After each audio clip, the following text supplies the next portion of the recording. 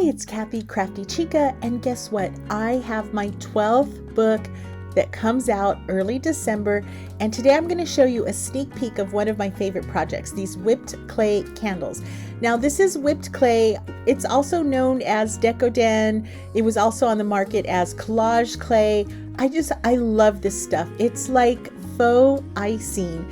And it comes with 4 tubes in the box, and it comes with the little plastic icing tips.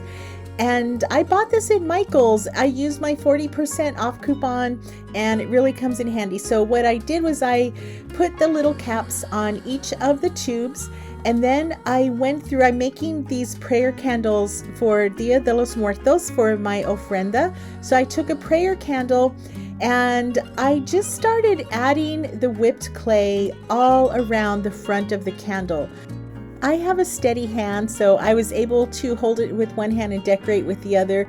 And I've also made a lot of these. So if you're new to this, I would suggest setting up a little stationary spot so your candle won't move as you decorate it.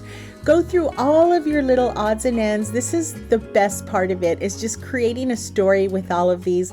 I used everything from little skull beads to a lost earring, sequins, confetti, gems, and little paper flowers, and yes, of course, iridescent glitter. And don't worry, nothing will slide off. This stuff is very hardy.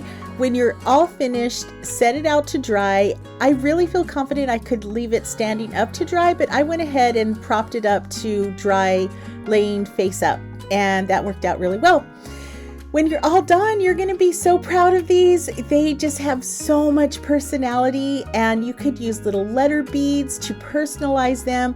I actually embedded these little picture frames just to make them pop even more. Super fun. Thank you so much for watching. Don't forget to like, share, and subscribe. Check out the link in my bio to pre-order my new book. I also have a $100 gift basket giveaway going on. For more ideas, visit craftychica.com. Thanks!